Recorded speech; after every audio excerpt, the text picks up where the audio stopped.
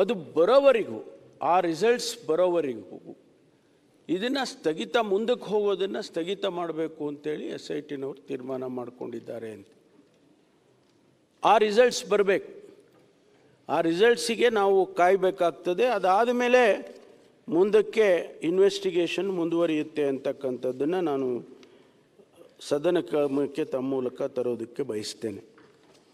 ಇವತ್ತು ಭಾಳಷ್ಟು ವಿಚಾರಗಳು ಸ್ಪೆಕ್ಯುಲೇಷನ್ ಮೇಲೆ ನಡೀತಾ ಇದ್ದಾವೆ.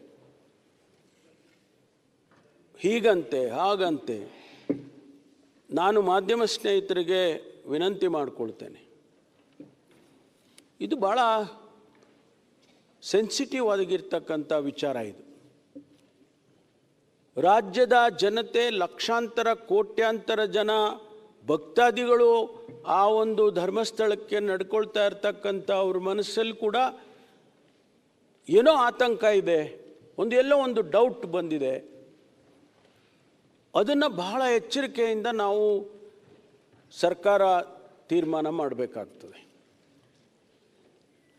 ಭಾಳಷ್ಟು ಜನ ಇದನ್ನು ಸ್ಪೆಕ್ಯುಲೇಟ್ ಮೇಲೆ ಬರೀತಾರೆ, ಪತ್ರಿಕೆಯಲ್ಲಿ ಬರೀತಾರೆ, ಮಾಧ್ಯಮದಲ್ಲಿ ತೋರಿಸ್ತಾರೆ. ಸೆಕೆಂಡಿಗೂ ಕೂಡ ವಿಚಾರಗಳನ್ನು ಬೇರೆ ಬೇರೆ ರೀತಿಯಲ್ಲಿ ಮಾಡ್ತಕ್ಕಂಥದ್ದನ್ನು ನೋಡ್ತಾ ಇದ್ದೇವೆ ಕಳೆದ 10, 15, 20 ದಿವಸದಿಂದ. ಇದು ಆಗಬಾರ್ದು. ಮಾನ್ಯ ವಿರೋಧ ಪಕ್ಷದ ನಾಯಕರು ಮತ್ತು ಸದಸ್ಯರುಗಳು ಕೂಡ, ನನಗೆ ಗೊತ್ತಿಲ್ಲ, ಇಷ್ಟು ಪ್ರಾರಂಭ ಆದಾಗಿಂದ ಅವರ ರಿಯಾಕ್ಷನ್ಸ್ಗಳೇನು ಬಂದಿರಲಿಲ್ಲ. ಇಲ್ಲ, ಇನ್ವೆಸ್ಟಿಗೇಷನನ್ನು ಕೆಲವರು ಸ್ವಾಗತ ಮಾಡಿದರು, ಹೌದು SIT ಮಾಡಿರೋದು ಸರಿ ಇದೆ. ಕೆಲವರು ಸ್ವಾಭಾವಿಕವಾಗಿಯೇ ಇಲ್ಲ SIT ಮಾಡಬಾರ್ದಾಗಿತ್ತು ಅಂತಕ್ಕನ್ನವರು ಕೂಡ ಇದ್ದಾರೆ. ಆದರೆ ಏಕಾಏಕಿಯಾಗಿ ಒಂದು 15 ದಿವಸದ ನಂತರ ತಾವು ಇಷ್ಟೊಂದು ಗಂಭೀರವಾಗಿ ಈ ವಿಚಾರವನ್ನು ತೆಗೆದುಕೊಂಡು ಸದನದಲ್ಲಿ ಬೇರೆ ಬೇರೆ ವ್ಯಾಖ್ಯಾನಗಳನ್ನು ಮಾಡಿಕೊಂಡು ತಮ್ಮ ಉದ್ದೇಶ ಏನಂತ ಗೊತ್ತಾಗಲಿಲ್ಲ ನನಗೆ. ಈ ಇನ್ವೆಸ್ಟಿಗೇಷನ್ನು ಸರಿಯಾಗಿ ಆಗಬೇಕಾ, ಸತ್ಯ ಹೊರಗಡೆ ಬರಬೇಕಾ, ಹಾಗೇ ಇದೆ ಅಂಥೇಳಿ ಯಾರೂ ಹೇಳೋಕ್ಕಾಗೋದಿಲ್ಲ, ಆಗಿಲ್ಲ ಅಂತಲೂ ಯಾರೂ ಹೇಳೋಕ್ಕಾಗೋದಿಲ್ಲ. ಈ ಇನ್ವೆಸ್ಟಿಗೇಷನ್ ಆಚೆ ಬಂದರೆ ಒಂದು ವೇಳೆ ಇಲ್ಲ ಏನೂ ಆಗಿಲ್ಲ ಅಂತ ಅಂದ್ಕೊಳ್ಳೋಣ, ಧರ್ಮಸ್ಥಳದ ಗೌರವ ಮತ್ತು ಹೆಚ್ಚುತ್ತಲ್ವ?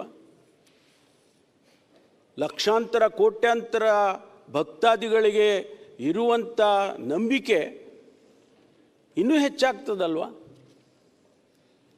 ಆದರೆ ಒಂದು ವೇಳೆ ಆಗಿದೆ ಅಂತಾದರೆ, ಸತ್ಯ ಹೊರಗಡೆ ಬಂತು, ಹೌದಪ್ಪ ಈ ರೀತಿ ಆಗಬಾರ್ದಾಗಿತ್ತು, ಇದು ಆಗಿದೆ, ಯಾರು ಸಂತ್ರಸ್ತರಿದ್ದಾರೆ, ಯಾರಿಗೆ ಆ ಕುಟುಂಬದವರಿಗೆ ನ್ಯಾಯ ಸಿಗ್ತದೆ ಅನ್ನೋದಾದರೂ ಆಗುತ್ತಲ್ವ? ಆದರೆ ಇದಕ್ಕೆ ನಾವು ರಾಜಕೀಯವನ್ನು ಬೆರೆಸೋದಾಗಲಿ, ಧರ್ಮದ ಹೆಸರಿನಲ್ಲಿ ಆದರೂ ಕೂಡ ಇದನ್ನು ನಾವು ಹೆಚ್ಚು ಮಾಡ್ತಕ್ಕಂಥದ್ದಾಗಲಿ, ಇದು ಆಗಬಾರ್ದು ಅಂಥೇಳಿ ನಾನು ನನ್ನ ಅಭಿಪ್ರಾಯವನ್ನು ಹೇಳೋದಕ್ಕೆ ಬಯಸ್ತೇನೆ. ನಾವು ನ್ಯಾಯಕ್ಕೆ ಬಿಡೋಣ, leave it to the law of the land. ಬರಲಿ ಆಚೆಗೆ, ಸತ್ಯ ಬರಲಿ. ಆ ಸತ್ಯ ಆಚೆ ಬಂದಾಗ ನೀವಾಗಲಿ ನಾವಾಗಲಿ ಅದನ್ನು ಒಪ್ಕೋಬೇಕಾಗ್ತದಲ್ಲ, ಧರ್ಮಸ್ಥಳದವರು ಕೂಡ ಒಪ್ಕೋಬೇಕಾಗ್ತದಲ್ಲ, ಜನಸಮುದಾಯ ಒಪ್ಕೋಬೇಕಾಗ್ತದಲ್ಲ. ಅದಕ್ಕಾಗಿ ನಾವು ಇವತ್ತು ಬೇರೆ ಬೇರೆ ಅರ್ಥೈಸೋದು ಇದು ಸರಿ ಕಾಣಿಸೋದಿಲ್ಲ ಅಂಥೇಳಿ ನಾನು ನನ್ನ ಅಭಿಪ್ರಾಯವನ್ನು ಹೇಳೋದಕ್ಕೆ ಬಯಸ್ತೇನೆ. ಮಾನ್ಯ ಅಧ್ಯಕ್ಷರೇ, ನಾನು ಇನ್ನೂ ಹೆಚ್ಚು ಇದನ್ನು ವಿಳಂಬಿಸೋದಕ್ಕೆ ಹೋಗೋದಿಲ್ಲ. ಯಾಕೆಂದರೆ ತನಿಖೆ ನಡೀತಾ ಇರ್ತಕ್ಕಂಥ ಸಂದರ್ಭದಲ್ಲಿ ನಾವು ಏನು ಹೇಳೋಕ್ಕೂ ಆಗೋದಿಲ್ಲ. ತನಿಖೆಯಿಂದ ಅವರು ಇಂಟರಿಮ್ ವರದಿ ಕೇಳಿದರು, ಆ ಇಂಟರಿಮ್ ವರದಿನೂ ಕೂಡ ನಮಗೇನು ಬಂದಿಲ್ಲ. ಒಂದು ವೇಳೆ ಇಂಟರಿಮ್ ವರದಿ ಬಂದಿದ್ದರೆ ಆ ಮಾಹಿತಿಗಳನ್ನು ಕೂಡ ನಾನು ಕೊಡೋನಿದೆ. ಆದರೆ ಸಂಪೂರ್ಣವಾಗಿ ಆದಷ್ಟು ಶೀಘ್ರವಾಗಿ ತನಿಖೆಯನ್ನು ಮಾಡಬೇಕಂತ ಅಷ್ಟೇ ನಾವು ಅವರಿಗೆ ಹೇಳ್ಬೋದು, ಅಷ್ಟೇ ಬಿಟ್ಟರೆ ನಾವು ಹೀಗೆ ಮಾಡಿ 1 ತಿಂಗಳಲ್ಲಿ ಮುಗಿಸಿ 2 ತಿಂಗಳಲ್ಲಿ ಮುಗಿಸಿ 15 ದಿವಸದಲ್ಲಿ ಮುಗಿಸಿ ಅಂತ ಹೇಳೋದಕ್ಕಾಗೋದಿಲ್ಲ. ಆದ್ದರಿಂದ ಏನು ಇವತ್ತು ನಡೀತಾ ಇದೆ, ಈ ತನಿಖೆ ನಡೀತಾ ಇದೆ, ಮಾನ್ಯ ಗೌರವಾನ್ವಿತ ವಿರೋಧ ಪಕ್ಷದ ನಾಯಕರಲ್ಲಿ ಮತ್ತು ಗೌರವಾನ್ವಿತ ಸದಸ್ಯರಲ್ಲಿ ನಾನು ಮನವಿ ಮಾಡೋದು, ನೀವು ಸಹಕರಿಸಬೇಕು. ಯಾರನ್ನು ರಕ್ಷಣೆ ಮಾಡೋದಾಗಲಿ, ಯಾರನ್ನು ದೂಷಣೆ ಮಾಡೋದಾಗಲಿ ಸರ್ಕಾರ ಮಾಡೋದಿಲ್ಲ. ನಮ್ಗೆ ಅದರ ಅಗತ್ಯನೂ ಇಲ್ಲ. ನಮಗೆ ಏನು ಇವತ್ತು ಅಷ್ಟು ದೊಡ್ಡ ಸಂಸ್ಥೆ ಇಡೀ ದೇಶದಲ್ಲಿ ಮಾನ್ಯ ವೀರೇಂದ್ರ ಹೆಗಡೆ ಅವರಿಗೆ ಪದ್ಮಭೂಷಣವನ್ನು ಕೂಡ ಕೊಟ್ಟಿದೆ ಸರ್ಕಾರ, ಕೇಂದ್ರ ಸರ್ಕಾರ. ಅಂಥವ್ರ ಮೇಲೆ ಇದೊಂದು ಹೀಗೆ ಗೂಬೆ ಕುಂಟಿಸೋದು ಅಂತಲ್ಲ, ಇದು ಬೇರೆ ರೀತಿಯಲ್ಲೇ ಆಗಿದೆ. ಅದು ಸತ್ಯ ಆಚೆ ಬರಬೇಕಲ್ಲ. ಅದಕ್ಕಾಗಿ ನೀವು ಕೂಡ ಸಹಕರಿಸಬೇಕು ಅಂತೇಳಿ ಮಾನ್ಯ ವಿರೋಧ ಪಕ್ಷದವರಿಗೆ ನಾನು ವಿನಂತಿಯನ್ನು ಮಾಡಿಕೊಳ್ತೇನೆ. ನಾವು ಏನನ್ನೂ ಮುಚ್ಚಿಡೋದಿಲ್ಲ, ಯಾವುದನ್ನು ಕೂಡ ಈ ತನಿಖೆಯಲ್ಲಿ ಮುಚ್ಚಿಡುವಂಥ ಅಗತ್ಯತೆಯೂ ಕೂಡ ಸರ್ಕಾರಕ್ಕಿಲ್ಲ. ನಾವು ಫೇರ್ ಆಗಿ ಪಕ್ಷಾತೀತವಾಗಿ ಯಾವುದೇ ರೀತಿಯ ತನಿಖೆ ಆಗಬೇಕು ಅಂತಕ್ಕಂಥ ಉದ್ದೇಶವನ್ನು ಇಟ್ಕೊಂಡಿದ್ದೀವಿ. ಬೇರೆ ಬೇರೆ ಬೇರೆ ನಮಗೇನು ಉದ್ದೇಶಗಳು ಬೇರೆ ಇಲ್ಲ ನಮಗೆ, ಮಾನ್ಯ ಅಧ್ಯಕ್ಷರೇ. ಹಾಗಾಗಿ ಇವತ್ತು ಇಷ್ಟು ವಿಚಾರಗಳನ್ನು ಪ್ರಸ್ತುತವಾಗಿ ಇವತ್ತು ಇರ್ತಕ್ಕಂಥ ವಿಚಾರವನ್ನು ನಾನು ಸದನದ ಮುಂದೆ ಇಟ್ಟಿದ್ದೇನೆ. ಇದಕ್ಕೆ ಹೊರತುಪಡಿಸಿ ಬೇರೆ ಬೇರೆ ವಿಚಾರಗಳನ್ನು ನಾನು ಮಾತನಾಡೋದಕ್ಕೆ ಹೋಗೋದಿಲ್ಲ. ಯಾಕೆಂದರೆ ಅವೆಲ್ಲ ಆಫ್ಶೂಟ್, ಇದರಿಂದ ಬೇರೆ ಬೇರೆ ರೀತಿಯಲ್ಲಿ ಇರ್ತಕ್ಕಂಥದ್ದು, ಅದನ್ನು ಬೇರೆ ಬೇರೆ ಹಂತದಲ್ಲೇ ಅದನ್ನು ನಾವು ಹ್ಯಾಂಡಲ್ ಮಾಡ್ತೇವೆ. ಹಾಗಾಗಿ ಈ ಇಷ್ಟು ವಿಚಾರಗಳನ್ನು ನಾನು ಸದನದ ಮುಂದೆ ಮಂಡಿಸ್ತಾ ಇದ್ದೇನೆ. ಮಾನ್ಯ ವಿರೋಧ ಪಕ್ಷದ ನಾಯಕರು ಕೆಲವು ಪ್ರಶ್ನೆಗಳನ್ನು ಹೇಳಿದ್ದಕ್ಕೆಲ್ಲ ನಾನು ವಸ್ತುಸ್ಥಿತಿಯನ್ನು ನಾನು ಸದನದ ಮುಂದೆ ಇಟ್ಟಿದ್ದೇನೆ. ಹಾಗಾಗಿ ಮಾನ್ಯ ಸುನೀಲ್ ಕುಮಾರ್ರವರು, ಮಾನ್ಯ ಗೌರವಾನ್ವಿತ ಸದಸ್ಯರು ಇದನ್ನು ಪ್ರಸ್ತಾಪ ಮಾಡಿದರು. ಬಹುಶಃ ಅವರಿಗೆ ಇದರಿಂದ ಸಮಾಧಾನ ಆಗುತ್ತೋ ಇಲ್ಲೋ ಗೊತ್ತಿಲ್ಲ. ವಸ್ತುಸ್ಥಿತಿಯನ್ನು ಮುಂದಿಟ್ಟಿದ್ದೇನೆ. ಯಾಕೆಂದರೆ ಇದರಲ್ಲಿ ಏನೋ ಮುಚ್ಚಿಡುತ್ತೆ ಸರ್ಕಾರ, ಏನೋ ಬೇರೆ ರೀತಿಯಲ್ಲಿ ಇದನ್ನು ತೆಗೆದುಕೊಂಡು ಹೋಗ್ತಾ ಇದ್ದಾರೆ, ಯಾರದೋ ಒತ್ತಡಕ್ಕೆ ಮಣಿದಿದ್ದಾರೆ. SIT ಹ್ಯಾಗ್ ಫಾರಮ್ ಆಯಿತು ಅಂತ ನಾನು ಹೇಳಿದೆ. SIT ಯಾರೋ ಒತ್ತಡಕ್ಕೆ ಮಣಿದೆ SIT ಮಾಡಲಿಲ್ಲ ನಾವು. SIT ಅಲ್ಲಿನ ಪರಿಸ್ಥಿತಿ, ಆ ಸ್ಥಳೀಯ ಪೊಲೀಸರು ಧರ್ಮಸ್ಥಳದ ಪೊಲೀಸ್ ಸ್ಟೇಷನ್ನಲ್ಲಿ ಇನ್ವೆಸ್ಟಿಗೇಷನ್ ಮಾಡೋದಕ್ಕೆ ಸಾಮರ್ಥ್ಯ ಇರೋದಿಲ್ಲ. ಭಾಳಷ್ಟು ಟೆಕ್ನಾಲಜಿ ಇನ್ವಾಲ್ವ್ ಆಗಿದೆ. DNA ಅನಾಲಿಸಿಸ್ ಮಾಡಬೇಕು, ಸಾಯಿಲ್ ಅನಾಲಿಸಿಸ್ ಮಾಡಬೇಕು, ತದನಂತರ ಬರುವಂಥ ಇನ್ವೆಸ್ಟಿಗೇಷನ್ನು. ಅನಾಲಿಸಿಸ್ ಅಲ್ಲಿಗೆ ಮುಗ್ದೋಗೋದಿಲ್ಲ ಮಾನ್ಯ ಅಧ್ಯಕ್ಷರೇ. ಅನಾಲಿಸಿಸ್ ಆದಮೇಲೆ ಬರುತ್ತೆ ಇನ್ವೆಸ್ಟಿಗೇಷನ್. ಒಂದು ವೇಳೆ ಅಲ್ಲಿ ಒಂದು ಜಾಗದಲ್ಲಿ ಈಗ ಬೋನ್ ಸಿಕ್ಕಿದೆ ಅಂತ ಹೇಳಿದೆ ನಾನು. ಆ ಬೋನ್ ಯಾರ್ದು, ಎಲ್ಲಿಂದ ಬಂತು ಆ ಬೋನು, ಆ ಅಸ್ಥಿಪಂಜರ ಯಾವ ಸ್ಥಿತಿಯಲ್ಲಿ ಅವರು ಹೂತು ಹಾಕಿದ್ರು, ಅದು ಮರ್ಡರ್ ಆಗಿತ್ತಾ, ನ್ಯಾಚುರಲ್ ಆಗಿತ್ತಾ, ಹೂತವ್ರು ಯಾರು, ಇಷ್ಟು ಬೇರೆ ಬೇರೆ ವಿಚಾರಗಳೆಲ್ಲ ಇನ್ವೆಸ್ಟಿಗೇಷನ್ಗೆ ಶುರುವಾಗ್ತವೆ ಈ ಅನಾಲಿಸಿಸ್ ಬಂದ ಮೇಲೆ. ಆದ್ದರಿಂದ ನಾವು ಯಾವುದೇ ಒತ್ತಡಕ್ಕೆ ಮಣಿದಿಲ್ಲ. ಆ ಕಾರಣಕ್ಕಾಗಿ SIT ಮಾಡಬೇಕಾಯ್ತು ವಿನಃ ಆ ಪೊಲೀಸ್ ಸ್ಟೇಷನ್ನಲ್ಲಿ ಅವರು ಹ್ಯಾಂಡಲ್ ಮಾಡೋದಕ್ಕಾಗೋದಿಲ್ಲ ಅಂಥೇಳಿ. ಜೊತೆಗೆ ಮಹಿಳಾ ಆಯೋಗದವರು ರಿಕ್ವೆಸ್ಟ್ ಮಾಡಿದರು, ಅದನ್ನು ನಾನು ಪ್ರಸ್ತಾಪ ಮಾಡಿದ್ದೇನೆ. ಆದ್ದರಿಂದ ಯಾವುದೇ ಕಾರಣಕ್ಕೂ ಕೂಡ ಇದರಲ್ಲಿ ಯಾವ ಕಾಂಪ್ರಮೈಸು ಕೂಡ ನಾವು ಮಾಡಿಕೊಳ್ಳೋದಿಲ್ಲ. ಸತ್ಯವನ್ನು ಹೊರಗೆ ತರ್ತೇವೆ. ಸತ್ಯ ಹೇಳಿದೆ 164 ಸ್ಟೇಟ್ಮೆಂಟಲ್ಲಿ ಅವರು ಏನು ಹೇಳಿದ್ದಾರೆ ಅವೆಲ್ಲವನ್ನು ವೆರಿಫೈ ಮಾಡ್ತಾ ಇದ್ದೇವೆ. ಒಂದೊಂದಾಗಿ ಅವರು ಹೇಳಿದ ಪ್ರತಿಯೊಂದು ವಿಚಾರವನ್ನು ಕೂಡ ಇವತ್ತು ನಾವು ಅದನ್ನು ಇನ್ವೆಸ್ಟಿಗೇಷನ್ ಮಾಡ್ತಕ್ಕಂಥ ಕೆಲಸವನ್ನು ನಾವು ಮಾಡ್ತೇವೆ ಅಂತಕ್ಕಂಥ ಮಾತನ್ನು ಹೇಳಿ ಸಮಯ ಕೊಟ್ಟಿದ್ದಕ್ಕಾಗಿ ನಮಗೆ ಧನ್ಯವಾದಗಳನ್ನು ಹೇಳಿ ನಾನು ಮಾತು ಮುಗಿಸ್ತೀನಿ. ಪ್ರತಿಪಕ್ಷ ನಾಯಕರು. ಅಧ್ಯಕ್ಷರೇ, ನಾನು ಭಾಳ ಉತ್ತೇಜಿತನಾಗಿ ಊಟ ಮಾಡೋದು ಬಿಟ್ಟು ಬಂದೆ. ಯಾಕಂದರೆ ಮಾಧ್ಯಮದಲ್ಲೆಲ್ಲ ಇವತ್ತು ಪರಮೇಶ್ವರ್ ಅವರು ಬಹಿರಂಗಪಡಿಸ್ತಾರೆ ಅಂಥೇಳಿ ಭಾಳ ಒಂದು ದೊಡ್ಡ ಸುದ್ದಿಯಾಗಿತ್ತು. ನಾನು ಅಂತಲ್ಲ, ಇಡೀ ಕರ್ನಾಟಕದ 7 ಕೋಟಿ ಜನನೂ ನೋಡ್ತಾಯಿದ್ರು. ಏನೋ ಇವತ್ತು ಪರಮೇಶ್ವರ್ ಅವರು ಬಹಿರಂಗಪಡಿಸ್ತಾರೆ ಅಂಥೇಳಿ. ಅದು ಯಾವುದೋ ಒಂದು ಹಾಡಿತ್ತು, ಯಾವುದಪ್ಪ ಅದು, ಯಾವುದು, ಯಾರು ತಿಳಿಯರು ನಿನ್ನ ಭುಜಬಲದ ಪರಾಕ್ರಮ, ಸಮರದೋಳ್ ಬಾಣ ಹೂಡು ಅಂಥೇಳಿ. ಇಲ್ಲಿ ಅವನು ನೋಡಿದ್ರೆ ಆ ಮಾಸ್ಕ್ ಮ್ಯಾನು ಬೆಟ್ಟ ಆಗಿದ್ಬಿಟ್ಟು ಇಲಿನೂ ಸಿಕ್ಕಲಿಲ್ಲ. ಇಲ್ಲಿ ನಮ್ಮ ಪರಮೇಶ್ವರ್ ಅವರು ಒಂದು ಸೊಳ್ಳೆನೂ ಸಿಕ್ಕಲಿಲ್ಲ ಅವ್ರು ಹೇಳಿರೋದ್ರಲ್ಲಿ, ಏನೂ ಇಲ್ಲ. ಏನೋ ಪಾಪ ಬರ್ಕೊಟ್ಟಿದ್ರು, ಯಥಾವತ್ತಾಗಿ ಓದ್ಬಿಟ್ಟಿದ್ದಾರೆ. ಇಲ್ಲಿ ನನಗೆ ಅನಿಸೋವಂಥದ್ದು, ಒಂದು ಕ್ಯಾಬಿನೆಟ್ ಅಂದರೆ ಎಲ್ಲ ಒಗ್ಗಟ್ಟಾಗಿರಬೇಕು. ನಮ್ಮ ಒಬ್ಬ ಸ್ನೇಹಿತರು ಹೇಳ್ತಾರೆ, ಈ ಧರ್ಮಸ್ಥಳ ಇದೆಯಲ್ಲ, ಈ ಧರ್ಮಸ್ಥಳದ ಈ ವಿಚಾರದಲ್ಲಿ, ಈ ಧರ್ಮಸ್ಥಳದ ಅನ್ಯಾಯ, ಮೋಸ, ಇಷ್ಟೆಲ್ಲ ಅನಾಹುತ ಆಗಿದೆಯಲ್ಲ, ಅದರಿಂದ ಷಡ್ಯಂತ್ರ ಇದೆ ಅಂತ ಪದೇ ಪದೇ ಹೇಳ್ತಾರೆ. ಇಲ್ಲಿ ನಮ್ಮ ಪರಮೇಶ್ವರ್ ಅವರು ಏನೂ ಇಲ್ಲ, ಅದನ್ನು ಟೆಸ್ಟ್ ಮಾಡ್ತಾ ಇದ್ದೀರಿ, ರಿಪೋರ್ಟ್ ಕಳಿಸಿದ್ದೀರಿ, ಅದು ಸದನದಲ್ಲಿ ಪ್ರಶ್ನೆಗೆ ಉತ್ತರ ಕೊಡ್ತಾರಲ್ಲ ಹಂಗೆ ಅಷ್ಟೇ. ಇಲ್ಲಿ ನಾವು ಪ್ರಮುಖವಾಗಿ ಕೇಳಿರ್ತಕ್ಕಂಥದ್ದು, ನೀವು SIT ರಚನೆ ಮಾಡಿದ್ರಲ್ಲ, ಯಾರು ಒತ್ತಡದಲ್ಲಿ ಮಾಡಿದ್ರಿ ಹೇಳಲೇ ಇಲ್ಲ. ಎಲ್ಲ ಅವ್ರು ಹೇಳ್ತಾರೆ, ಅಲ್ಲ ಒಂದು ನಿಮಿಷ ನೀವು ಸಮಾಧಾನ, ಒತ್ತಡ ಅಂತ ಹೇಳಿಲ್ಲ ಅಂತ ಹೇಳಿದ್ರೆ ದಯವಿಟ್ಟು ಅವತ್ತಿನ ಪತ್ರಿಕೆ ತೆಗೆದು ನೋಡಿ, ಒಂದು ವಾರದ ಪತ್ರಿಕೆ.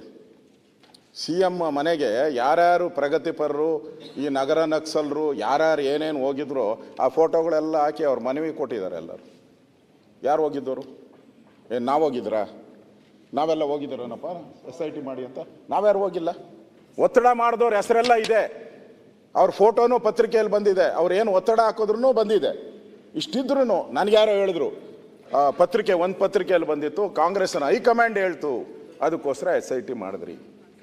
ಈಗೇನು ಹೇಳ್ತಾ ಇದ್ದಾರೆ, ಸತ್ಯ ಹೊರಬರಲಿ ಅಂತೇಳಿ ಮಾಡ್ತಾ ಇದ್ದೀರಿ ಅಂತ ಅವ್ರು ಒಪ್ಕೊತೀನಿ. ಧರ್ಮಸ್ಥಳದ ಏನೋ ಒಂದು ತಪ್ಪುಗಳೇನಾಗಿದೆ, ಸರಿ ಏನಾಗಿದೆ, ಅದು ಜಗತ್ತಿಗೆ ಬಂದ್ಬಿಡ್ಲಿ, ಅವರು ಪವಿತ್ರರಾಗೋತಾರೆ ಅಂತ. ಆಗೋ ಅನಾಚಾರ ಎಲ್ಲ ಆಗೋಗ್ಬಿಟ್ಟಿದೆ. ಈಗ ಕೋಟ್ಯಾಂತರ ಜನ ನೋಡ್ಬಿಟ್ಟಿದ್ದಾರೆ. ಧರ್ಮಸ್ಥಳದಲ್ಲಿ ರೇಪು, ಧರ್ಮಸ್ಥಳದಲ್ಲಿ ಕೊಲೆ, ರೇಪು ಎಲ್ಲ ನೋಡಿದ್ದಾರೆ. ನೀವು ಹೇಳಿದಿಲ್ಲ ಸ್ಟೇಟ್ಮೆಂಟ್, ಎಷ್ಟು ಜನ ನೋಡ್ತಾರೆ? ಎಲ್ಲರೂ ನೋಡ್ತಾರಾ? ನೀವು SIT ರಚನೆ ಮಾಡಿದ್ರಲ್ಲ, ನಾನು ಬೆಳಗ್ಗೆನೂ ಪ್ರಸ್ತಾವ ಮಾಡಿದೆ. ಅವನ್ಯಾವನ ತಲೆ ಹಿಡ್ಕ ತೆಗೆದಾಕಿದನಪ್ಪ ಅದನ್ನು. ಅವನು ಹೇಳ್ದ, ಮುಖ್ಯಮಂತ್ರಿಗಳು 28 ಕೊಲೆ ಮಾಡಿದ್ದಾರೆ, ಅವ್ರನ್ನ ಜೈಲಿಗೆ ಹಾಕಿ. ನಾನು ಇವಾಗ ಮತ್ತೆ ಒಂದ್ಸರಿ ನೋಡ್ಕೊಂಬಂದೆ, ಜೈಲಿಗೆ ಹಾಕಿ ಹೇಳಿದ್ದಾರೆ. ನಾನು ನೋಡಿದ್ದೀನಿ, ರಾಜೀನಾಮೆ ಕೊಡಬೇಕು ಅಂತ ಹೇಳಿದ್ದಾರೆ. ನೀವು ಅದನ್ನು ಹೇಳಿದ್ದೀರಾ, ಅದು ಮೇನಲ್ಲಿ ಆಗಿರೋದು ಅಂತ. ಮೇನಲ್ಲಿ ನಿಮ್ಮದೇ ಸರ್ಕಾರ, 13ನೇ ತಾರೀಕು ಚುನಾವಣೆ ನಡೆದಿರೋದು, 29ನೇ ತಾರೀಕು ಅವ್ರು ಸ್ಟೇಟ್ಮೆಂಟ್ ಕೊಟ್ಟಿರೋದು, ನಿಮ್ಮದೇ ಸರ್ಕಾರ. ಹಾಗಾದ್ರೆ SIT ರಚನೆ ಮಾಡಿ. ಮುಖ್ಯಮಂತ್ರಿಗಳು ಆ 28 ಹಣ ಎಲ್ಲೆಲ್ಲಿ ಉಣಿದ್ದಾರೆ ತೆಗಿರಿ. ನಾವು ಮುಖ್ಯಮಂತ್ರಿಗಳ ವಿರುದ್ಧ ಅಲ್ಲ, ಈ ತರದ ವ್ಯಕ್ತಿಗಳು ಯಾರು ಈ ಸಮಾಜಘಾತಕ ವ್ಯಕ್ತಿಗಳಿದ್ದಾರೆ, ಇಂಥವ್ರ ಬಗ್ಗೆ ನೀವು ಏನ್ ಕ್ರಮ ತೆಗೆದುಕೊಳ್ತೀರಾ? ಒಂದು ಸ್ಪಷ್ಟ ಸಂದೇಶ ಹೋಗ್ಬೇಕಾಯ್ತಲ್ಲ. ಆ ವಿಶ್ವನಾಥ್ ಮಾತಾಡಿದ್ರು. ವಿಶ್ವನಾಥ್ ಮಾತಾಡಿದಾಗ ವಿಶ್ವನಾಥ್ ಬಗ್ಗೆನೂ ಅವರು ಹೇಳಿದ್ರು, ಈ ಸದನದಲ್ಲಿ ಏನಾದರೂ ಮಾತಾಡಿದ್ರೆ ಸದನದಲ್ಲೂ ನಮಗೆ ಬೆಲೆ ಇಲ್ಲ, ನಮಗೆ. ಇಲ್ಲಿ ಮಾತಾಡೋದು ನೀವು ಆಚರಣೆ ಕಾಮೆಂಟ್ ಮಾಡ್ತೀರಾ ಅಂತ ಹೇಳಿದ್ರೆ ನಮ್ಮ ಸದನದಲ್ಲಿ ಯಾಕೆ ಮಾತಾಡ್ಬೇಕು ನಾವು? ಅದರಿಂದ ನನಗೆ ಇಲ್ಲಿ DK ಶಿವಕುಮಾರ್ ಅವರು ಸ್ಪಷ್ಟವಾಗಿ ಹೇಳಿದ್ದಾರೆ, ಇದರಿಂದ ಷಡ್ಯಂತ್ರ ಇದೆ ಅಂತ ಹೇಳಿದ್ದಾರೆ. ಇಲ್ಲಿ ಇವರು ನನಗೇನು ಗೊತ್ತಿಲ್ಲ ಅಂತ ಹೇಳ್ತಾರೆ. ನೀನು ಆಮೇಲೆ ಮಾತಾಡಪ್ಪ, ಏನು ಗೊತ್ತಿಲ್ಲ ಮತ್ತೆ ಮಾತಾಡಿ. ಒಟ್ಟಾರೆಯಾಗಿ ನಿಮ್ಮ ಉದ್ದೇಶ ಏನು? ಈಗ ಮಾತಾಡಬೇಡ, ಅವ್ರು ಮಾತಾಡಿ ಆಗ್ಲಿ, ಹೇಳ್ತಾರೆ ಕೇಳಿ.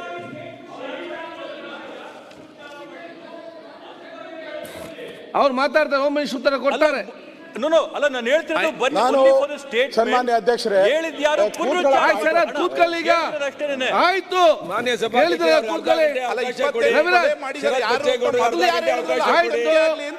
ಅಧ್ಯಕ್ಷರೇ,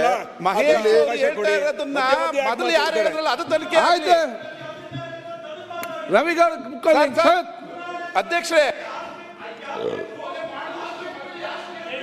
ಸನ್ಮಾನ್ಯ ಅಧ್ಯಕ್ಷರೇ, ಇಲ್ಲಿ ನಮಗಿರುವಂಥ ಪ್ರಶ್ನೆ, ಅವನು ಫಸ್ಟ್ನೇ ದಿನನೇ ಬರೋವಾಗ ಒಳ್ಳೆ ಏನೋ ಎಂಟ್ರಿ ಅಂತಾರಲ್ಲ, ಸಿನಿಮಾ ಬರ್ಬೇಕಾದೇನೋ ತೋರಿಸ್ತಾರಲ್ಲ, ಏನಪ್ಪ ಟ್ರೇಲರ್ ಥರ ಬುರುಡೆ ಹಿಡ್ಕೊಂಬಂದ. ಬುರುಡೆ ಬಂದ ತಕ್ಷಣ ಎಲ್ಲ ದಂಗಾಗೋಗ್ಬಿಟ್ರು. ಏನೋ ಇರಬೇಕು ಬುರುಡೆನೇ ತಂದವನೇ ಅಂದರೆ ಇನ್ನೆಷ್ಟು ಹಣ ತೋರಿಸ್ಬೋದು ಇವನು ಅಂತ. ಅವ್ನು ಬುರುಡೆ ತಂದಲ್ಲ, ಎಲ್ಲಿಂದ ತಂದ? ನಿಮಗೂ ಗೊತ್ತಿದೆ, ಕಾನೂನು ಪ್ರಕಾರ ಗೃಹ ಸಚಿವರಿಗೂ ಗೊತ್ತಿದೆ, ನೀವು ಹಣ ಉಣಿದ ಮೇಲೆ ತೆಗಿಯೋಕ್ಕೆ ನಿಮ್ಗೆ ಅಧಿಕಾರ ಇಲ್ಲ. ನಿಮಗೆ ಕಾನೂನು ಪ್ರಕಾರ ಅಧಿಕಾರನೇ ಇಲ್ಲ. ಇದೆಯಾ? ತಹಸೀಲ್ದಾರ್ ಹೋಗ್ಬೇಕು, ಕೋರ್ಟ್ ಆದೇಶ ಮಾಡಬೇಕು. ಯಾವುದಾನ ತೆಗಿಬೇಕಾದ್ರೆ ಕೋರ್ಟ್ ಆದೇಶ ಮಾಡಬೇಕು, ಕ್ಯಾಮ್ರಾ ಹಾಕಬೇಕು, CCTV ಕ್ಯಾಮ್ರಾಗಳನ್ನೆಲ್ಲ ಹಾಕಿ ಆಮೇಲೆ ತೆಗಿಬೇಕು. ಇವನು ಹೆಂಗೆ ತಗೊಂಡ? ಯಾಕೆ ಕೇಳಲಿಲ್ಲ ನೀವು? ಈ ಸರ್ಕಾರ ಜವಾಬ್ದಾರಿಯುತ ಸರ್ಕಾರ ಆಗಿದ್ರೆ ಈ ಸರ್ಕಾರ ಯಾಕೆ ಕೇಳಲಿಲ್ಲ? ಅವನು ಅರೆಸ್ಟ್ ಮಾಡಬೇಕಾಯ್ತು. ಈ ಬುರುಡೆ ಫಸ್ಟ್ ಆ ಬುರುಡೆ ಎಲ್ಲಿತ್ತು ಅಂತ ಚೆಕ್ ಮಾಡಬೇಕಾಯ್ತು ಈ SIT ಅವರು. ಏನು ಕರೆದಿದ್ದ ಅವನು ಹಿಂದೆ ಎಲ್ಲೋದ್ರೆ ಹಂಗೆ ದಡ ಅಂತ ಓಡೋತಾರೆ, ದಡ ಅಂತ ಬರ್ತಾರೆ. ಅವ್ನು ಬುರುಡೆನ ಹಿಡಿದ್ಬಿಟ್ಟಿದ್ರೆ ಅವ್ನು ಬುರುಡೆ ಬಿಡ್ತಾನ ಇಲ್ಲ ಅಂತ ಕ್ಲೀನಾಗಿ ಗೊತ್ತಾಗ್ಬಿಡ್ತಾ ಇತ್ತು. ಬುರುಡೆ ಬಿಟ್ಬಿಟ್ರಿ ನೀವು. ಇವತ್ತು ಸರ್ಕಾರದ ಇಷ್ಟೊಂದು ಹಣವನ್ನ ನೀವು ತೆಗೆದುಕೊಂಡಿದ್ದೀರಾ. ಇವತ್ತು ಮಾಧ್ಯಮದಲ್ಲಿ ಬರ್ತಾ ಇದೆ, ಅನಾಮಿಕ ಸರಿಯಲ್ಲ. ಇದೊಂದು ಅತ್ಯಂತ ಗಂಭೀರವಾಗಿರ್ತಕ್ಕಂಥ ವಿಷಯದ ಅತ್ಯಂತ ಗಂಭೀರವಾಗಿರ್ತಕ್ಕಂಥ ವಿಷಯದ ಬಗ್ಗೆ ಚರ್ಚೆ ಮಾಡ್ತಾ ಇದ್ದಾರೆ. ಸನ್ಮಾನ್ಯ ಗೃಹ ಸಚಿವರು ಶಬ್ದಕ್ಕೆ ಮತ್ತೆ ಮಾತಿಗೆ ಚರ್ಚೆ ಮಾಡಬೇಡಿ, ಸಬ್ಜೆಕ್ಟ್ ಅಲ್ಲಿ ಚರ್ಚೆ ಮಾಡಿ. ಶಬ್ದ ಮಾತಾಡೋದಕ್ಕೆ ಒಂದು ಮಾತು, ಅದಕ್ಕೆ ಚರ್ಚೆ ಮಾಡಿ. ಎಕ್ಸೂಮ್ ಮಾಡಬೇಕಾದ್ರೆ ಸಬ್ ಡಿವಿಷನಲ್ ಮ್ಯಾಜಿಸ್ಟ್ರೇಟ್ ಹತ್ರ ಅವ ಮಾತ್ರ ಮಾಡ್ಬೋದು, ನಮಗೂ ಅಧಿಕಾರ ಇಲ್ಲ. ಇದನ್ನೆಲ್ಲ ಸ್ಪಷ್ಟಗೊಳಿಸಿದ್ದಾರೆ.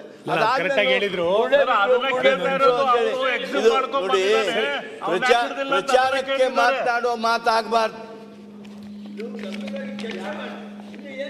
ಅಲ್ಲ ಸರ್, ಅದನ್ನೇ ಹೇಳಿದ್ದು ನಮ್ಮ ನಾಯಕರು, ಅದನ್ನೇ ಹೇಳಿದ್ದು. ಜಾನಂದ್ ಅವರೇ, ಅವನಿಗೆ ಎಲ್ಲಿ ಸುರೇಶ್ ಆಯ್ತು ಹೆಂಗೆ ಅಲ್ಲ, ಅದನ್ನ ಹೇಳಲಿಲ್ಲ. ಇವತ್ತು ಅದನ್ನ ಹೇಳಲಿಲ್ಲ, ಅದನ್ನ FSL ಕಳ್ಸಿದೀವಿ ಅಂತ ಹೇಳಿಲ್ಲ. ಆ ಬುರುಡಿಯನ್ನ FSL ನೋಡಿ, ಆ ಸ್ಕಲ್ ಅದು 6ನೇ ಹೊಂಡದಲ್ಲಿ ನೀವು ಆ ಸ್ಕಲ್ಲಿನ ಬಗ್ಗೆ ತನಿಖೆ ನಡೀತಿದೆ, FSL ಕಳಿಸಿದಿರಿ ಅಂತ ಹೇಳಿದ್ರಿ. ಆ ಸ್ಕಲ್ ತೆಗಿಲಿಕ್ಕೆ ಅನುಮತಿ ಕೊಟ್ಟವ್ರು ಯಾರು? ಅದನ್ನ ಹೇಳಿ ಫಸ್ಟ್. ಆ ಸ್ಕಲ್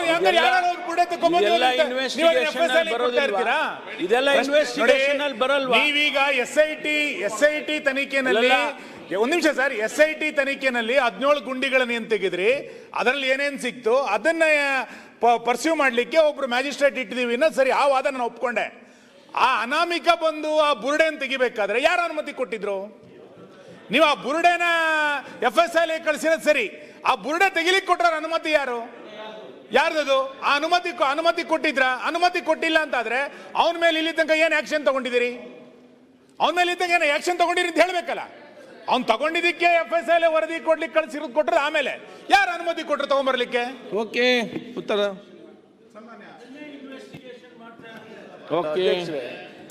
ಇನ್ವೆಸ್ಟಿಗೇಷನ್ ಮಾಡ್ತಾ ಇರೋದೇ, ಅದನ್ನ ಏನ್ ಮಾಡ್ತಾರೆ ಆಮೇಲೆ ಮುಂದೆ ಮಾನ್ಯ ವಿರೋಧ ಪಕ್ಷದ ನಾಯಕರಿಗೆ ಈಗ ಅಲ್ಲಿ ಏನೂ ಇಲ್ಲ ಅಂತ ಆಯ್ತು ಅಂತ ಇಟ್ಕೊಳ್ಳಿ, ಕಾನೂನಿನಲ್ಲಿ ಅವಕಾಶ ಇಲ್ವಾ ಅವನ ಮೇಲೆ ಕ್ರಮ ತಗೊಳಕ್ಕೆ?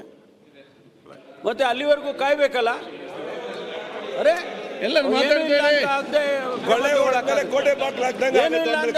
ಕ್ರಮ ತಗೊಳಕ್ಕಾಗುತ್ತಾ?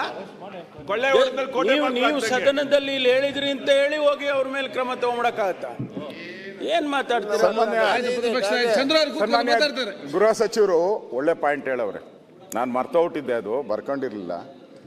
ಅಕಸ್ಮಾತ್ ಅಲ್ಲಿ ಏನು ಇಲ್ಲ ಅಂತ ಹೇಳಿದ್ರೆ, ಇಲ್ಲ ಅಂದಿದ್ರೆ ಅವನ ಮೇಲೆ ಆಕ್ಷನ್ನು ತಗೊಬೋದಲ್ಲ ನಾವು ಅಂತ ಸೆಕ್ಷನ್ನು ಕೂಡ ಹೇಳಿದ್ದಾರೆ. ನನಗೆ ಈಗ ಬಂದ ಸುದ್ದಿ. ಓಕೆ, ಈಗ ಅವನು ಹೇಳಿದಾನಂತೆ, ನಾನು ತಮಿಳ್ನಾಡಲ್ಲಿದ್ದೆ, ನನಗೇನು ಗೊತ್ತಿಲ್ಲ, ನಾನು ಮನೆ ಕಟ್ಸ್ಕೊಡ್ತೀನಿ ಅಂತ ಹೇಳಿದ್ರು, ನನಗೆ ದುಡ್ಡು ಕೊಡ್ತೀನಿ ಅಂತ ಹೇಳಿದ್ರು. ಅದು ಯಾರೋ ಒಬ್ಬ ಲೇಡಿ ಬಂದ್ಲು, ನನಗೆ ಭಯ ಆಯಿತು. ಅವಳು ಸ್ಟೇಟ್ಮೆಂಟ್ ಕೊಟ್ಮೇಲೆ ನನಗನ್ನಿಸ್ತು ಇವಳು ಹೇಳೋದು ಎಲ್ಲನೋ ಒಂದು ನನಗೆ ಮೂಳೆ ಸಿಗುತ್ತೆ, ನಾನು ಕೊಡ್ಬೋದು ಅಂತ ಈಗ ನನಗೆ ಬರ್ತಾ ಇದೆ, ಟಿವಿಗಳಲ್ಲೆಲ್ಲ ಆಯ್ತು, ಅದು ಈಗ ಬರ್ತಾ ಇದೆ. ಅಲ್ಲ ಹೇಳಿದ್ದು ಇವರು ಏನು ಇಲ್ಲ ಅಂದರೆ ಇವರು ಎಷ್ಟು ಅಂದರೆ ನಮ್ಮ ಪರಮೇಶ್ವರ್ ಅವರು ಎಷ್ಟು ಕೂಲಾಗಿ ಆ ಬೆಣ್ಣೆ ಒಳಗಡೆ ಕೂದಲು ತೆಗೆದುತ್ತರ ಹೇಳ್ತಾವ್ರೆ ರೆಡಿ ಮಾಡ್ಕೊಂಬಂದು. ಇಡೀ ರಾಜ್ಯದಲ್ಲಿ ಗೃಹ ಸಚಿವರೇ, ಇಡೀ ರಾಜ್ಯದಲ್ಲಿ ಸುಮಾರು 3-4 ಲಕ್ಷ ಜನ ಹೋರಾಟ ಮಾಡ್ತಾ ಇದ್ದಾರೆ, ಬೀದಿಗಿಳಿದು ಧರಣಿ ಮಾಡ್ತಾ ಇದ್ದಾರೆ. ಇದೇನು ನಿಮ್ಮ ಕಣ್ಣು ಕಾಣಿಸಲ್ವಾ ಸರ್ಕಾರ ಕಣ್ಣಿಗೆ? ಏನು ಇಲ್ಲ ಅಗದಿದ್ದೀರಲ್ಲ ಕಾಡ್ನೆಲ್ಲ ಹೋಗಿ. ಫಾರೆಸ್ಟ್ ಪರ್ಮಿಷನ್ ತಗೊಂಡಿದ್ದೀರಾ ನೀವು? ಯಾರು ಪರ್ಮಿಷನ್ ಕೊಟ್ರು ನಿಮಗೆ? ಕೋರ್ಟಲ್ಲಿ ಹೇಳಿದ್ರಾ? ನಾನು ಕೇಳ್ತಾ ಇದ್ದೀನಿ, ಕಂಪ್ಲೇಂಟು ಕೊಟ್ಟಾಗ ಪೊಲೀಸರು ಹೋಗಿ ಕೋರ್ಟಲ್ಲಿ ನನಗಿರೋ ಮಾಹಿತಿ ಪ್ರಕಾರ ಪೊಲೀಸರು ಈ ಕೇಸನ್ನು ಈ ಸೆಕ್ಷನ್ ಪ್ರಕಾರ ನಾವು ಮಾಡಕ್ಕೆ ಬರಲ್ಲ, ನೀವು ಅನುಮತಿ ಕೊಟ್ಟರೆ ಮಾಡ್ತೀನಿ ಅಂತ ಕೇಳಿದ್ದಾರೆ ಪೊಲೀಸರು. ಕೋರ್ಟು ಪರ್ಮಿಷನ್ ಕೊಟ್ಟಿದೆ, ನೀವು ತನಿಖೆ ಮಾಡಿ ಅಂತ ಕೊಟ್ಟಿದ್ದಾರೆ. SIT ಮಾಡಿ ಅಂತ ಕೊಟ್ಟಿದ್ದಾರಾ? ನನ್ನ ಪ್ರಶ್ನೆ, SIT ಮಾಡಿಕೊಟ್ಟಿದ್ದಾರಾ? ಹಾಗಾದರೆ ಇಡೀ ರಾಜ್ಯದಲ್ಲಿ ನಾನು ಗೃಹ ಸಚಿವನಾಗಿದ್ದೆ, ಇಡೀ ರಾಜ್ಯದಲ್ಲಿ 1,000 ದಿನ 1,000 ಕಂಪ್ಲೇಂಟ್ ಬರ್ತದೆ. ನೀವ್ ಯಾಕೆ ಎಲ್ಲಿ ಮಾತಾಡ್ತೀರಿ? ಸರ್ಕಾರಿ ಉತ್ತರ 1,000 ಕಂಪ್ಲೇಂಟ್ ಬರ್ತದೆ ಡೈಲಿ. ಗೃಹ ಸಚಿವರಿಗೆ, ಮುಖ್ಯಮಂತ್ರಿಗೆ 1,000 ಕಂಪ್ಲೇಂಟ್ ಬರ್ತದೆ. ನನ್ನ ಮಗನ್ನ ಹೊಡೆದಾಕಿದ್ರು, ನನ್ನ ಮಗ ಕೊಲೆ ಮಾಡಿದ್ರು, 1,000 ಬರ್ತೈತೆ. ಹಂಗಾರೆ 1,000ಕ್ಕೂ SIT ಮಾಡಿದ್ದೀರಾ? ಇದಕ್ಕೆ ಯಾಕೆ ಮಾಡಿದ್ರಿ? ಇವತ್ತು ಧರ್ಮಸ್ಥಳದ ಮಾನ ಹರಾಜ್ ಆಯ್ತಲ್ಲ, ಕಟ್ಕೊಡ್ತೀರಾ ನೀವು? ಈ ಸರ್ಕಾರ ಕಟ್ಕೊಡ್ತೀರಾ ಹೇಳಿ? ಧರ್ಮಸ್ಥಳದ ಮಾನ ಹರಾಜ್ ಆಗಿದೆ, ಇವತ್ತು ಕಟ್ಕೊಡ್ತೀರಾ ನೀವು ಸರ್ಕಾರ? ಇದರಿಂದ ಯಾರಿದ್ದಾರೆ ನಮಗೆ? ಇವನೆಲ್ಲ ಯಾರೋ ಇವನ್ ಬಿಟ್ಬಿಡಿ, ಇವನೆಲ್ಲ ಮುಖ್ಯ. ಇದರಿಂದ ಇರುವಂತ ಕುತಂತ್ರ ಯಾವುದು? ಇದರಿಂದ ಇರೋ ಕುತಂತ್ರ ಯಾವುದು? ಇದರಿಂದ ಇರೋ ಗ್ಯಾಂಗ್ ಯಾವುದು? ಅದು ಬೇಕು ನಮಗೆ. ಷಡ್ಯಂತ್ರ. ಈಗ DK ಶಿವಕುಮಾರ್ ಅವರು ಹೇಳಿದ್ದಾರೆ, ನಾನು ಅವ್ರಿಗೆ ಬೆಂಬಲ ಕೊಡ್ತೀನಿ. DK ಶಿವಕುಮಾರ್ ಅವರಿಗೆ ಹೇಳಿದ್ದಾರೆ ಬೆಂಬಲ ಕೊಡ್ತೀನಿ ನಾನು. ಷಡ್ಯಂತ್ರ ಇದೆ ಅಂತ ಅವರು ಬಹಿರಂಗ DK ಶಿವಕುಮಾರ್ ಅವರು ಷಡ್ಯಂತ್ರನ ಬಹಿರಂಗಪಡಿಸಬೇಕು. ಇಲ್ಲ ಅವರು ಈ ಷಡ್ಯಂತ್ರ ಯಾಕೆ ಹೇಳಿದ್ರು? ಈ ವಿಷಯ ಬಗ್ಗೆ ಚರ್ಚೆ ಮಾಡಿ ಅವ್ರು ಉತ್ತರ ಕೊಡ್ತಾರೆ. ಅವ್ರು ಯಾಕೆ ಹೇಳಿದ್ರು? DK ಶಿವಕುಮಾರ್ ಅವರು ಷಡ್ಯಂತ್ರ ಅಂತ ಹೇಳಿದ್ರಲ್ಲ, ಬಹಿರಂಗಪಡಿಸಿ. ಸದನದಲ್ಲಿ ಇದ್ದಾರೆ, ಬಹಿರಂಗಪಡಿಸಿ ಹೇಳಿ ಯಾರು ಷಡ್ಯಂತ್ರ ಮಾಡಿದ್ದಾರೆ. ನಾನು 100 ಶಿವಕುಮಾರ್ ಧರ್ಮಸ್ಥಳದ ಪರವಾಗಿದ್ದಾರೆ ಅಂತ, ಆ 101ನೇ ಶಿವಕುಮಾರ್ ಇವಾಗ ಹೇಳಿ ಯಾರ ಷಡ್ಯಂತ್ರ ಇದ್ದಾರೆ ಅಂತ ಧೈರ್ಯವಾಗಿ ಹೇಳಿ. ಈಗ SIT ರಚನೆ ಮಾಡಿದ್ಮೇಲೆ ಅಧ್ಯಕ್ಷರೇ, ನಾನು ಮುಖ್ಯಮಂತ್ರಿಗಳ ಮನೆಗೆ ಹೋಗಿದ್ದೆ. ಅವರ ಕುಟುಂಬದವರು, ಬಹುಶಃ ಅವರ ಸೋದರ ಅಂತ ಕಾಣಿಸ್ತದೆ, ಅವರು ಅವ್ರ ಮನೆಗೆ ಬಂದು ಧನ್ಯವಾದ ಹೇಳಿದ್ರು ಮುಖ್ಯಮಂತ್ರಿಗಳಿಗೆ. SIT ರಚನೆ ಮಾಡಿದ್ದೀರಾ, ಇದರಿಂದ ಸತ್ಯಾಸತ್ಯತೆ ಆಚೆ ಬರ್ತದೆ, ದಯಮಾಡಿ ಈ ತನಿಖೆನ ಮಾಡಿ ನೀವು ಶೀಘ್ರವಾಗಿ ಅದನ್ನ ಬಹಿರಂಗಪಡಿಸಿ ಅಂತ ಹೇಳ್ಬಿಟ್ಟು ಹೋದ್ರು ನಮ್ಮ ಮುಂದೆನೆ. ಅವರೇ ಒಪ್ಕೊಳ್ಳೋದು, ಅವ್ರ ಸೋದರ ಇರ್ಬೋದು, ಅವ್ರು ಬಂದಿದ್ದವರು. ನಾನಿದ್ದೆ ಅವತ್ತಲ್ಲಿ. ಅವ್ರ CCTV ಧರ್ಮಾಧಿಕಾರಿ ಹೆಗಡೆ ಅವರ ಸೋದರ ಇರ್ಬೋದು. ಅವರು ಆ CCTV ತೆಗೆದು ನೋಡಿ ಮುಖ್ಯಮಂತ್ರಿಗಳ ಮನೆಗೆ ಬಂದವರು ಸ್ವಾಗತ ಬಯಸಿದ್ದಾರೆ. ಯಾರು ಬಂದಿದ್ರು ಅಂತ ನೋಡಿ ನಾವೆಲ್ಲ ಹೋದಾಗ ಡೇಟ್ ಸಮೇತ ಕೊಡ್ತೀವಿ. ಇವ್ರಿಗೆ ಯಾಕೆ ಬಂದೈತೆ ಗೊತ್ತಿಲ್ಲಪ್ಪ ನಮ್ಗೆ. ಇವ್ರು ಇದ್ರೂ ರಾಜಕೀಯ ಮಾಡಕ್ ಹೊರಟವ್ರೆ. SIT ತನಿಖೆ ನಡೀಬೇಕಾದ್ರೆ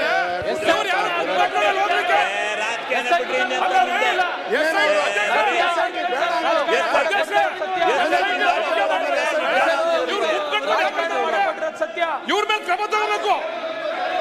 ಮೇಲೆ ಕ್ರಮ ತಗೋಬೇಕು.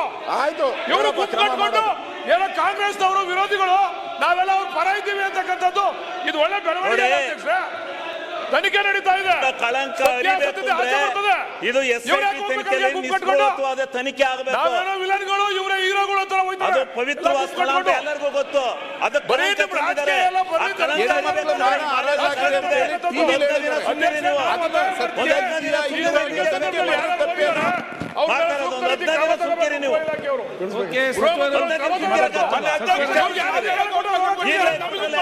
ತನಿಖೆ ನಡೀತಾ ಒಂದು ಗೊತ್ತಾಗುತ್ತೆ ಬಿಡಿ. ಅಲ್ಲೂ ರಾಜಕೀಯ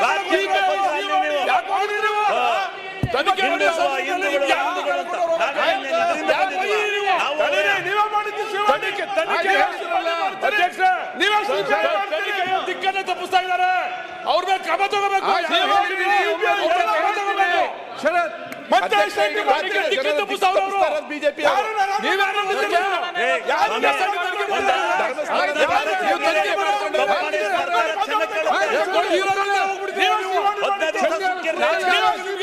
ಬರೀ ಇದೇ ರಾಜಕೀಯ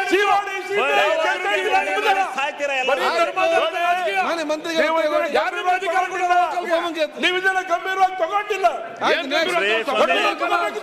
ನಿಮ್ಮ ಹತ್ರ ಕೇಳಬೇಕಾಗಿಲ್ಲ.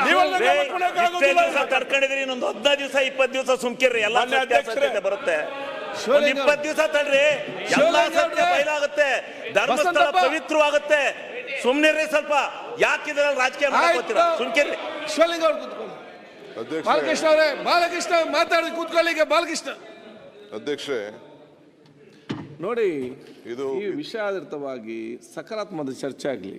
ಒಂದು ಶಬ್ದ ಮಾತಾಡುವಾಗ ತಪ್ಪಿದೆ ಅದನ್ನು ನೋಡ್ಕೊಂಡು ಹೋಗ್ಬೋದು, ಇನ್ನೊಂದು ಮಾತಾಡಿ ತಪ್ಪಿದೆ ಆ ಶಬ್ದ ಮತ್ತು ಈ ಭಾಷೆ ಅದರ ಬಗ್ಗೆ ಈ ಸಬ್ಜೆಕ್ಟ್ ಅನುಗುಣವಾಗಿ ಚರ್ಚೆ ಆಗಲಿ. ಅಧ್ಯಕ್ಷರೇ, ಹೋಮ್ ಮಿನಿಸ್ಟರ್ ಬಹಳ ಸೀಸನ್ ಲೀಡರ್. ಅವ್ರಿಗೂ ಗೊತ್ತಿದೆ ಪರಿಸ್ಥಿತಿ ಏನು, ತನಿಖೆ ಯಾವ ಸಂದರ್ಭದಲ್ಲಿ ಪ್ರಾರಂಭ ಆಗ್ತದೆ, ಏನಾಗ್ತದೆ ಅಂತ.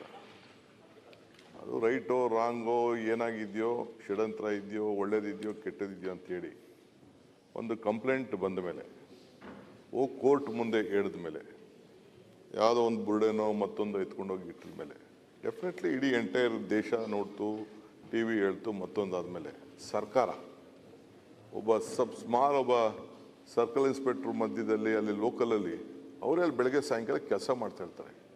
ನಾಳೆ ಹೇಳ್ತೀರಿ ನೀವು ಅವ್ರು ಫುಲ್ ಕಂಟ್ರೋಲ್ ಇದ್ದಾರೆ, ಮಂತ್ರಿಗಳಲ್ಲಿ ಹೋಗ್ತಾ ಇರ್ತಾರೆ, ಚೀಫ್ ಮಿನಿಸ್ಟರ್ ಹೋಗ್ತಾರೆ, ಇನ್ನೊಬ್ರಿಗೆ. ಚೀಫ್ ಮಿನಿಸ್ಟರ್ ಕೂಡ ಈ ಆಸ್ ಎ ಹೈಯೆಸ್ಟ್ ರೆಸ್ಪೆಕ್ಟ್.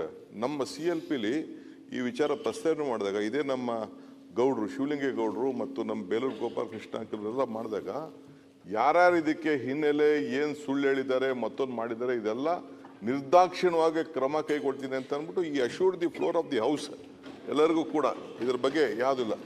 ಈಗ ನಮ್ಗೆ ಏನಂತ ಅಂದರೆ, ಇದು ಒಬ್ಬ ರೆಸ್ಪಾನ್ಸಿಬಲ್ ಸೀನಿಯರ್ ಆಫೀಸರ್ಸ್ ಕೈಯಲ್ಲಿ ಇದನ್ನ ಈ ಸಂದರ್ಭದಲ್ಲಿ ಯಾಕೆ ಅಂತಂದರೆ, ಇಟ್ ಈಸ್ ನಾಟ್ ಇದು ಇಡೀ ನಮಗೆ ಅವ್ರ ಮೇಲೆ ನಂಬಿಕೆ ಇದೆ. ಇವ್ರಿಗೆ ಸ್ಟಾರ್ಟಿಂಗೇ ಹೇಳಿದ್ದಾರೆ. ಇವ್ರಿಗೆ ಎಷ್ಟಿದೆ ಅಂದರೆ, ಇವ್ರು ಪ್ರತಿ ವರ್ಷನೂ ಈಗ ಬಿಟ್ಬಿಟ್ರೆ ಅಷ್ಟೇ 2-3 ವರ್ಷದಿಂದ ಪ್ರತಿ ವರ್ಷಕ್ಕೊಂದ್ಸತಿ ಹೋಗಿ 10 ದಿನ ಇದೇ ಧರ್ಮಸ್ಥಳದಲ್ಲಿ ಯೂಸ್ ಟು ಟೇಕ್ ಆರೋಗ್ಯ ತಪಾಸಣೆ ಮಾಡಿಕೊಂಡು ಬಂದಿದ್ದಾರೆ. ಯಾರೋ ನಮ್ಮ chief minister. That belief that belief ಪ್ರತಿಯೊಂದರಲ್ಲೂ ನಮಗೆ ರಾಜಕಿಸಿ.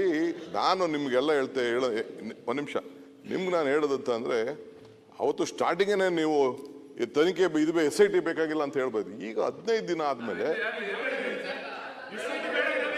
ಅಲ್ಲ ನೀವೇನು ಮಾತಾಡಿಲ್ಲ ಸರ್. ಉಪಮುಖ್ಯಮಂತ್ರಿಗಳೇ ಬೇಡ ಅಂತ ಹೇಳಿಲ್ಲ, ಅದನ್ನೇ ಹೇಳ್ತಾ ಇರೋದು ಸರ್. ಈಗ ಒಂದ್ ನಿಮಿಷ ಹೇಳಿ ಸ್ವಾಮಿ, ನಾ ಆಮೇಲೆ ನೀವೇನ್ ನಾವು SIT ವಿರೋಧ ಮಾಡಿದೀವಿ ಅಂತ ಏನು ಹೇಳಕ್ ಹೋಗ್ಬೇಡಿ. ನಾವು SIT ಅನ್ನ ಯಾವತ್ತೂ ವಿರೋಧ ಮಾಡಿಲ್ಲ. ಎಲ್ಲ ಹೇಳಿದೀವಿ. SIT ಯಾರ ಒತ್ತಡದಿಂದ ರಚನೆ ಆಯಿತು ಅಂತ ಕೇಳ್ತಾ ಇದೀವಿ. SIT ಯಾರ ಒತ್ತಡದಿಂದ ರಚನೆ ಆಯಿತು ಅಂತ SIT ವಿರೋಧ ಮಾಡಿದೀವಿ ಅಂತ ಹೇಳಿದೀವಿ.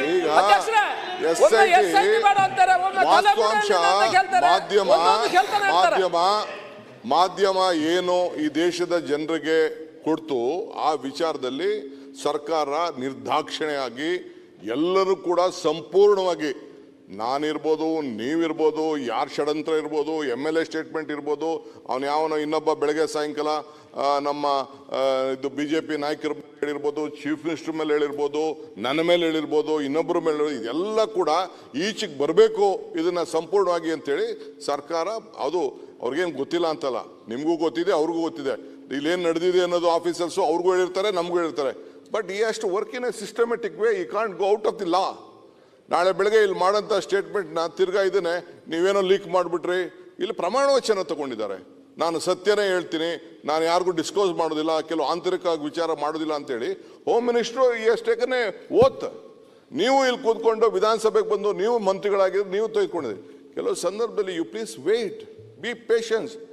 ನೀವು ಹೋಗ್ತಾ ಇದ್ದೀರಿ, ಆಯಿತು, ನೀವು ಧರ್ಮಸ್ಥಳದ ಬಗ್ಗೆ ನಿಮ್ಗೆ ಅಭಿಮಾನ ಇದೆ, ನೀವು ಹೋಗಿದ್ರಿ, ಪೂಜೆ ಮಾಡಿದ್ರಿ, ಆಶೀರ್ವಾದ ಕೇಳಿದ್ರಿ. ರಾಜಕಾರಣದಲ್ಲಿ ಧರ್ಮ ಇರಬೇಕೇ ಹೊರತು ಧರ್ಮದಲ್ಲಿ ರಾಜಕಾರಣ ಇರಬಾರ್ದು. This is what I am telling you. Don't do politics in this. Don't do politics. We are there. ನಮ್ಗೆ ನ್ಯಾಯ ಕೊಡಿಸ್ಬೇಕು, ನಿಮ್ಗೆ ನ್ಯಾಯ ಕೊಡಿಸ್ಬೇಕು. ಸಮಾಜಕ್ಕೆ ನ್ಯಾಯ ಕೊಡಿಸ್ಬೇಕು. ಧರ್ಮಸ್ಥಳದ ಕ್ಷೇತ್ರದ ಗೌರವ ತಪ್ಪು ಮಾಡಿದ್ರೆ ಎಲ್ಲರೂ ಶಿಕ್ಷೆ ಆಗಬೇಕು ಅಂತ ನೀವು ಹೇಳಿದ್ರಿ. ಸೌಜನ್ಯನ್ ಕೇಸಲ್ಲಿ ಲೆಟ್ ಎನಿ ಇನ್ವೆಸ್ಟಿಗೇಷನ್ಗೆ we all respected it. Ultimately CBI ಹೇಳ್ತು, ಕೋರ್ಟ್ ಹೇಳ್ತು, ನಥಿಂಗ್ ಇಸ್ ದೇರ್ ಅಂತ ಅಂದ್ಬಿಟ್ಟು ಯಾರು ಇಲ್ಲ ಅಂತ ಹೇಳಿದ್ರು. ಏನೇನು ಸ್ಟೇಟ್ಮೆಂಟ್ಗಳಾಗಿದೆ, ನಾವು ಯಾರು ಅವ್ರ ಸ್ಟೇಟ್ಮೆಂಟ್ಗಳನ್ನ ಆವತ್ತೇ ನೀವೇನೋ ಇವತ್ತು ಬೆಳಗ್ಗೆ ಪ್ರಸ್ತಾವನೆ ಮಾಡಿದ್ರಲ್ಲ, ಇದನ್ನು ಶಿವಲಿಂಗೇಗೌಡರು ಅಸೆಂಬ್ಲಿಲಿ ವಿತ್ ನೇಮ್ ತೊಗೊಂಡ್ರು. ನಾನಿಲ್ಲಿ ನೇಮ್ ತೊಗೊಳಕ್ಕೆ ಇಷ್ಟ ಇಲ್ಲ ನನಗೆ. We are at it. Already home minister is given a direction. Chief minister ಹೇಳಿದ್ದಾರೆ ನಿರ್ದಾಕ್ಷಿಣ್ಯವಾಗಿ ಯಾರಿಗೆ ಯಾವ ರೀತಿ ಬಲಿ ತಗೋಬೇಕು, ಯಾವ ಕಾನೂನು ಉಪಯೋಗಿಸ್ಬಿಟ್ಟು ಯಾರಿಗೆ ಯಾವ ವಾಸ್ತಲ್ಲಿ ಕಳಿಸ್ಬೇಕು ಆ ಕೆಲಸನ my home minister is competent. You will do the job. Have confidence, be patient. ಒಂದು 3-4 ದಿನ ಸ್ವಲ್ಪ ಸುಮ್ಮನೆ. ಅಲ್ಲ, ನಾನು ಒಂದೇ ಪ್ರಶ್ನೆ ನಮ್ಮನ್ನು ಕೇಳಿದ್ದು. ತಾವೊಬ್ಬ ಮಂತ್ರಿಯಾಗಿ ಪ್ರಮಾಣ ವಚನ ಸ್ವೀಕಾರ ಮಾಡಿ ಸತ್ಯವನ್ನೇ ಹೇಳುತ್ತೇನೆ, ಸತ್ಯವನ್ನಲ್ಲದೆ ಬೇರೆ ಹೇಳುವುದಿಲ್ಲ ಅಂತೇಳಿ ಷಡ್ಯಂತರ ಅಂತ ಅವರಂತೂ ಹಾಕಿ ಅದನ್ನೇ ತೋರಿಸ್ತಾ ಇದ್ರು. ಯಾರು ಆ ಷಡ್ಯಂತ್ರ ಮಾಡಿರೋರು ಹೇಳ್ಬೇಕಲ್ಲ. ನಾನು ಹೇಳ್ತೀನಿ ಅಂತ ಹೇಳಿದ್ರೆ ಬೇರೆ ಹೇಳ್ಬೇಕು ನೀವು. ಈಗ ಆಚೆ ಒಂದು ಸ್ಟೇಟ್ಮೆಂಟ್, ಒಳಗಡೆ ಒಂದು ಸ್ಟೇಟ್ಮೆಂಟ್ ಕೊಡಕ್ಕಾಗಲ್ಲ. You are a deputy CM, ಎಲ್ಲ ಬರ್ತದೆ. ಎಲ್ಲ ಬರುತ್ತೆ. ತನಿಖೆ ಆಗ್ಲಿ. ಅಲ್ಲ ಸಭಾಧ್ಯಕ್ಷರೇ, ಸರ್, ಅಧ್ಯಕ್ಷರೇ, ಸಭಾಧ್ಯಕ್ಷರೇ, ಅಲ್ಲ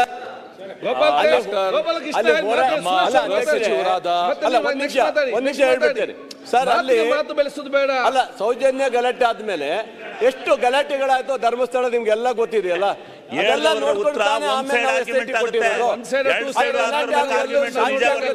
ಕೊಟ್ಟಿರೋದಲ್ವಾ, ಅದನ್ನೇ ಇವತ್ತು SIT ಕೊಟ್ಟಿರೋದಂತ ಇವತ್ತು ಸಾಕ್ಷಿಯಾಗಿರೋದು. ಆದ್ರೆ ಗಲಾಟೆ ಆಗದವ್ರು ಯಾರು ಕೊಡಕ್ ಹೋಗ್ತಿರಲ್ಲ. ಹೊಡೆದಾಟ ಆಯ್ತು, ಅಲ್ಲಿ ಬೇರೆ ಬೇರೆ ಗಲಾಟೆ ಆಯ್ತು, ಅಲ್ಲಿ ಹೋರಾಟ ಮಾಡಿದ್ದಾರೆ. ಇವೆಲ್ಲವ ನೋಡ್ಕೊಂಡೆ ತಾನೇ ಕೊಟ್ಟಿರೋದು. ಓಕೆ, ಸುರೇಶ್ ಕುಮಾರ್.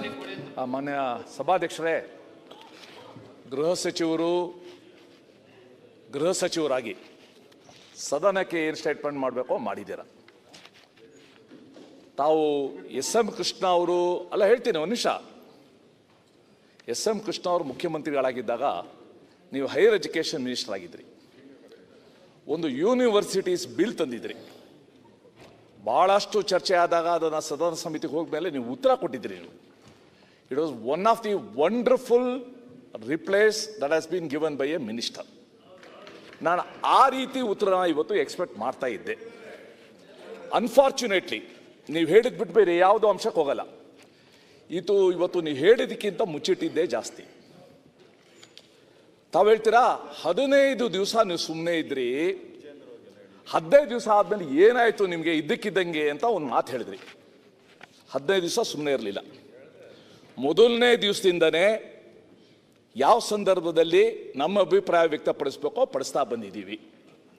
ನೀವು ಹೇಳಿದ್ರಿ 19ನೇ ತಾರೀಕು SIT ಮಾಡಿದ್ವು ಅಂತ, 19th ಆಫ್ ಜುಲೈ. ಇಮಿಡಿಯೇಟ್ ಆಗಿ ಅದನ್ನು ಸ್ವಾಗತ ಮಾಡಿದವ್ರು ನಾವು. ಇದು ಆಗಬೇಕು, ಸತ್ಯ ಬರಬೇಕು ಅಂತ ನಾವು ಹೇಳಿದ್ದು ನಾವು. ಇವತ್ತು ನಾವು SITಗೆ ವಿರೋಧಿಸ್ತಾ ಇಲ್ಲ. ಆದರೆ ಇದೇ ಗೃಹ ಸಚಿವರು, ನಾರಾಯಣಸ್ವಾಮಿ, ಇದೇ ಮುಖ್ಯಮಂತ್ರಿಗಳು ನಾರಾಯಣಸ್ವಾಮಿ ಅವರು ಹಿಂದಿನ ದಿವಸ ಹೇಳಿದ್ರೆ ದಕ್ಷಿಣ ಕನ್ನಡದ ಪೊಲೀಸವರು ಅವ್ರಿಗೆ ಕ್ಷಮತೆ ಇದೆ, ಅವ್ರಿಗೆ ಕೆಪಾಸಿಟಿ ಇದೆ, ಅವ್ರು ಸರಿಯಾಗಿ ಇನ್ವೆಸ್ಟಿಗೇಟ್ ಮಾಡ್ತಾರೆ ಅಂತ ನಮ್ಗೆ ವಿಶ್ವಾಸ ಇದೆ, SIT ಮಾಡೋ ಅಗತ್ಯ ಇಲ್ಲ ಅಂತ ಒಂದು ಮಾತನ್ನು ಹೇಳಿದ್ರಿ. ಮುಂದುವರೆದು ಮುಖ್ಯಮಂತ್ರಿಗಳು ಹೇಳಿದ್ರು, ಮುಖ್ಯಮಂತ್ರಿಗಳು ಅಥವಾ ನೀವು, ಪೊಲೀಸ್ ಅವರಿಂದ ಮನವಿ ಬಂದರೆ ನಾವು SIT ರಚಿಸ್ತೀವಿ ಅಂತ ಹೇಳಿದ್ವಿ. ಆಮೇಲೆ ನಮ್ಮ ದಕ್ಷಿಣ ಕನ್ನಡ ಉಸ್ತುವಾರಿ ಸಚಿವರು ಮೀಡಿಯಾದಲ್ಲಿ ಹೇಳಿದ್ವು, ನಮಗೆ ನಿಜವಾಗ್ಲೂ ದಕ್ಷಿಣ ಕನ್ನಡ ಪೊಲೀಸ್ ಅವರಿಗೆ ವಿಶ್ವಾಸ ಇದೆ, ಭಾಳ ದಕ್ಷರಿದ್ದಾರೆ. ಆದರೆ ಕೆಲವು ಎಡಪಂಥೀಯ ಸಂಸ್ಥೆಗಳು, ಪ್ರತಿನಿಧಿಗಳು ಬಂದು ಒತ್ತಡ ಹೇಳಿದಕ್ಕೋಸ್ಕರ SIT ಮಾಡಿದ್ದೀವಿ ಅಂತ ಹೇಳಿರೋದು. It's on record. ಬಿಟ್ಬಿಡಿ, ಇವಾಗ SIT ಮಾಡಿದ್ದೀರಾ, ಲೆಟ್ ಇಟ್ ಕಂಟಿನ್ಯೂ. ಆದರೆ ಎಲ್ಲೋ ಇಂಗ್ಲಿಷ್ ಹೇಳೋದಕ್ಕೆ blind is leading the blind ಆಗಬಾರ್ದು. Blind is leading the blind. ಅವನು ಬರ್ತಾನೆ, ಕರ್ಕೊಂಡು ಹೋಗ್ತಾರೆ. ಪಾಪ ಇವರು ಎಲ್ಲೋ ಆ ಮುಸುಕುದಾರಿ ಕಿಂದ್ರು ಜೋಗಿ ಆಗಿ SIT ಅವರು ಇಲಿಗಳಾಗಬಾರ್ದು. ಅವನೋಗಿ ನೇತ್ರಾವತಿಯಲ್ಲಿ ಮುಳುಗಿ SIT ಅವರು ಮುಳುಗಬಾರ್ದು. ಇದ್ರ ಬಗ್ಗೆ ತಾವು ಹೇಳ್ತಾ ಇದ್ದೀರಾ, ಭಾಳ ಒಳ್ಳೆ ಆಫೀಸರ್ಸು, ವಿ ಆಲ್ಸೋ ರೆಸ್ಪೆಕ್ಟ್. ಅವ್ರದ್ದು ಘನತೆ ಇದೆ, ಗೌರವ ಇದೆ, ಅವ್ರದ್ದು ಇತಿಹಾಸ ಇದೆ. ನೀವು ಹೇಳಿದ್ರಿ ಊಹಾಪೋಹ ತುಂಬ ಆಗ್ತಾ ಇದೆ ಅಂತ. ಈ ಊಹಾಪೋಹಕ್ಕೆ ಕಡೆ ಯಾರು ಹಾಡಬೇಕು, ಯಾವ ರೀತಿ ಶ್ರೇ ಆಡಬೇಕು, ಹೂ ಶುಡ್? ಇವತ್ತು ಮೀಡಿಯಾ ಟ್ರಯಲ್ ಅಂತ ನಾವು ಕೇಳಿದ್ವಿ. ಇವತ್ತು ಸೋಷಿಯಲ್ ಮೀಡಿಯಾ ಟ್ರಯಲ್ ನಡೀತಾ ಇದೆ. ಆ ಮೀಡಿಯಾದಲ್ಲಿ ಅವರ್ಲಿ ಬುಲೆಟಿನ್ ಬಂದರೆ ಇಲ್ಲಿ ಮಿನಿಟ್ಲಿ ಮೀಟಿಂಗ್ ಬುಲೆಟಿನ್ ಬರ್ತಾ ಇದೆ. ಸರ್, ಎಷ್ಟು ಅವಾಚ್ಯ ಪದಗಳು, ಎಷ್ಟು ಅವಹೇಳನಕಾರಿ ಮಾತುಗಳು. It hertz us. ಯಾರಿಗೆ ನಮಗೆ ಫೇತ್ ಇದೆ ನಮಗೆ ಹರ್ಟ್ ಆಗುತ್ತೆ ನಮಗೆ. ಸೊ ಈ ದೃಷ್ಟಿಯಿಂದ ತಾವು ಹೇಳಿದಿರ ಸ್ಪೆಕ್ಯುಲೇಷನ್ಗೆ ಇತಿಷ್ಠೆ ಆಗಬೇಕಂತ. I think government should take the first step. ಎಲ್ಲ ಮೀಡಿಯಾದವ್ರಿಗೂ ಹೇಳಿ, SIT ರಿಪೋರ್ಟ್ ಬರೋವರೆಗೂ ಇದ್ರ ಬಗ್ಗೆ ಯಾರು ಕೂಡ ವರದಿ ಮಾಡಕ್ಕೆ ಹೋಗ್ಬೇಡಿ, ಸ್ಪೆಕ್ಯುಲೇಟಿವ್ ರಿಪೋರ್ಟ್ ಮಾಡಕ್ಕೆ ಹೋಗ್ಬೇಡಿ. Can you say that? ಇದನ್ನ ಕಂಟ್ರೋಲ್ ಅಲ್ಲ ಒಂದು ಹೇಳಬೇಕು. ಮೀಡಿಯಾನೇ ಟ್ರಯಲ್ ಮಾಡೋಗಿದ್ರೆ ಇನ್ನು ಮ್ಯಾಜಿಸ್ಟ್ರೇಟು SIT ಎಲ್ಲ ಯಾಕೆ ಬೇಕು ಹೇಳಿ? ತಾಳಪ್ಪ ಒಂದು ನಿಮಿಷ, ನಿಮ್ದೆಲ್ಲ ಕೇಳಿಸ್ಕೊಂಡಿದ್ದೀನಿ. ರಂಗನಾಥ್ ಸ್ವಾಮಿ ಬೆಚ್ಚಂಗ್ ನಡ್ಕೋ. ಆಮೇಲೆ ನಾವು ಯಾರು ಕೂಡ ಈ ಪ್ರಕರಣದಲ್ಲಿ ಧರ್ಮದ ಹೆಸರನ್ನ ಬೆರೆಸ್ತಾ ಇಲ್ಲ, ನಾವ್ಯಾರು ಕೂಡ ರಾಜಕೀಯನ ಬೆರೆಸ್ತಾ ಇಲ್ಲ. ನಮ್ದು ನಿಮ್ದು ಕಾಮನ್ ಇಂಟ್ರೆಸ್ಟ್ ಏನು ಅಂತಂದ್ರೆ ಸತ್ಯ ಆಚೆ ಬರಬೇಕು. ಯಾವುದೋ ಒಂದು ನೆಕ್ಸಸ್ ಇದೆ ಇಲ್ಲಿ, ಸಮ್ ನೆಕ್ಸಸ್. ಅದು ಸರ್ಕಾರಕ್ಕೆ ಒಂದಲ್ಲ ಒಂದು ಸಮಯದಲ್ಲಿ ಮಾರ್ಗದರ್ಶನ ಮಾಡಿದವರಿಂದ ಹಿಡಿದು, ಇವಲ್ಲೂ ಕೂಡ ಮಾರ್ಗದರ್ಶನ ಮಾಡ್ತಾ ಇರೋರಿಂದ ಹಿಡಿದು, ಕೇರಳ ರಾಜ್ಯದ ರಾಜಕಾರಣಿಗಳಿಂದ ಹಿಡಿದು ಇದೊಂದು ನೆಕ್ಸಸ್, ಇದು ಅನ್ಹೋಲಿ ನೆಕ್ಸಸ್. ದಟ್ ಈಸ್ ಇವತ್ತು ಸೆಟ್ಟಿಂಗ್ ದ ಅಜೆಂಡಾ. ನೀವು ಹೇಳಿದ್ರೆ ಅವನು ಮ್ಯಾಪಿಂಗ್ ಮಾಡಿದ್ದಾನೆ, ಅವ್ರು ಹೇಳಿದ ಪ್ಲೇಸ್ನ ಮ್ಯಾಪಿಂಗ್ ಮಾಡಿದೀವಿ ಅಂತ. ನೀವು ಅದನ್ನ ಬಿಟ್ಟು ಮ್ಯಾಪಿಂಗ್ ಮೀರಿ ನೀವು ಉತ್ಕಲನ ಮಾಡಕ್ ಹೋದ್ರೆ ಜನ ಏನು ಅನ್ಕೊಂತಾರೆ? ಬಾಹುಬಲಿ ಬೆಟ್ಟದ ಕಡ್ಗಾಡೋ ಮುಂಚೆ ಹೇಳಿದ್ ಅವನು 13ರಲ್ಲಿ ಬಾಹುಬಲಿ ಬೆಟ್ಟ ಇತ್ತ ಅಲ್ಲಿ. ಅವನು ಮುಂದೆ ಇನ್ನೂ ಒಂದು ಹೇಳ್ತಾನೆ, ಇನ್ನು ಮುಂದೆ ಹೋಗಿ ದೇವಸ್ಥಾನ ಕೆಳಗಡೆ ಇದೆ ಅಂತಾನೆ. ಸೊ ಅದಕ್ಕೋಸ್ಕರ ಮಾನ್ಯ ಅಧ್ಯಕ್ಷರೇ, ದಯವಿಟ್ಟು ಸದನ ರಾಜ್ಯದ ಸಾಮಾನ್ಯ ಜನತೆಯ ಭಾವನೆನ ಅರ್ಥ ಮಾಡ್ಕೊಳ್ಳಿ. Let us not allow this speculation to continue. ಇವರಾಗಲೇ ಅಪರಾಧಿ ಅಂತ ಘೋಷಿಸ್ಬಿಟ್ಟಿದ್ದಾರೆ. ಫಸ್ಟು ತೀರ್ಪು ಕೊಟ್ಬಿಡೋದು, ಆಮೇಲೆ ಎವಿಡೆನ್ಸ್ ಹುಡ್ಕೋದು. ಕೋರ್ಟಲ್ಲಿ ಫಸ್ಟ್ ಎವಿಡೆನ್ಸ್, ಆಮೇಲೆ ಜಡ್ಜ್ಮೆಂಟು. ಇಲ್ಲಿ ನಡೀತಾ ಇರೋದು ಫಸ್ಟ್ ಜಡ್ಜ್ಮೆಂಟ್ ಕೊಟ್ಬಿಟ್ಟಿದ್ದಾರೆ, ಇವರೇ ಅಪರಾಧಿ, ಈ ಕುಟುಂಬನೇ ಅಪರಾಧಿ ಅಂತ. ಇದು ಸಮಾಜದ ಸ್ವಾಸ್ಥ್ಯ ದೃಷ್ಟಿಯಿಂದ ಇದು ಒಳ್ಳೇದಲ್ಲ. ಮತ್ತೆ ತಾಳಪ್ಪ ಒಂದು ವಿಷಯ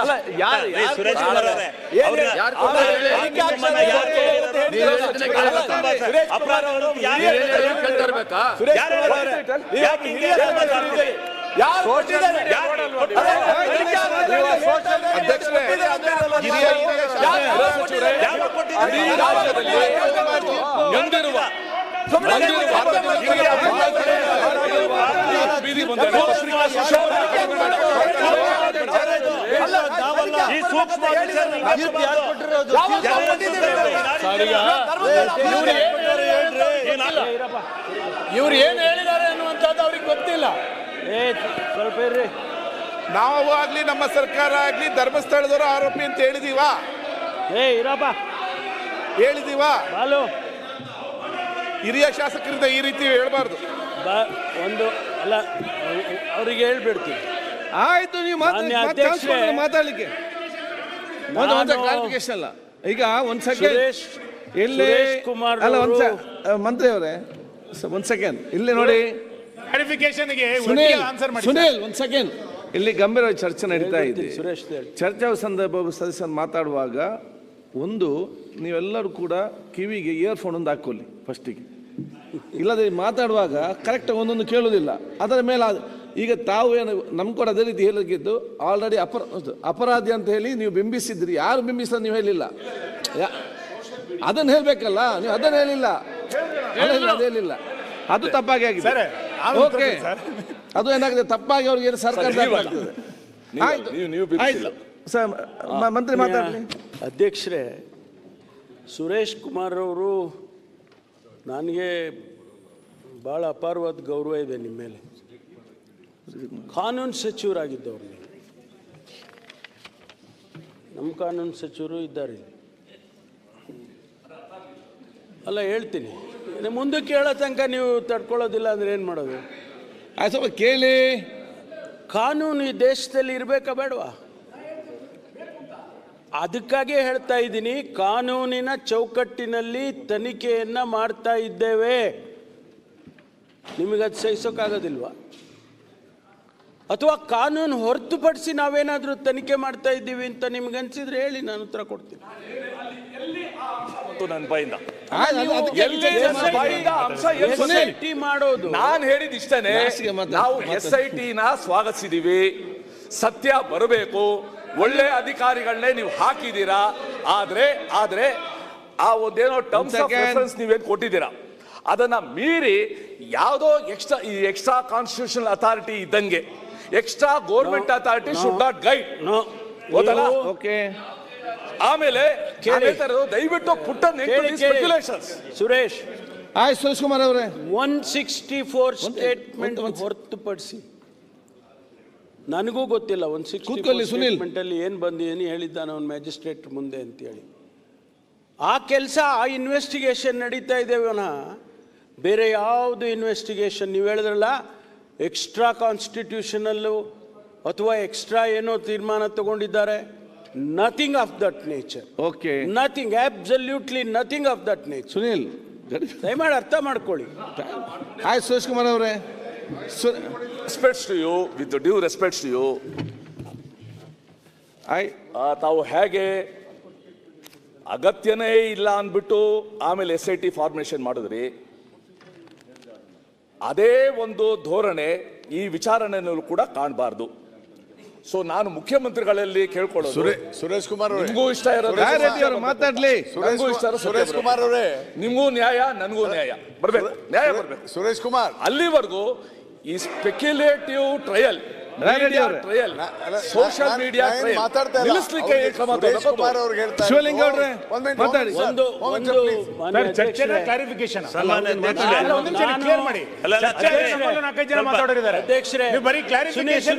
ಕೊಡಿ.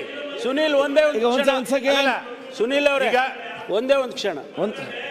ಶಿವಲಿಂಗ ಅವ್ರೆ ಆಯ್ತು ಕೂತ್ಕೊ. ಶಿವಲಿಂಗ ಅವ್ರೆ ಆಯ್ತು, ಒಂದ್ ಸೆಕೆಂಡ್ ಅಧ್ಯಕ್ಷರೇ, ಒಂದ್ ಸೆಕೆಂಡ್ ಆಯ್ತು.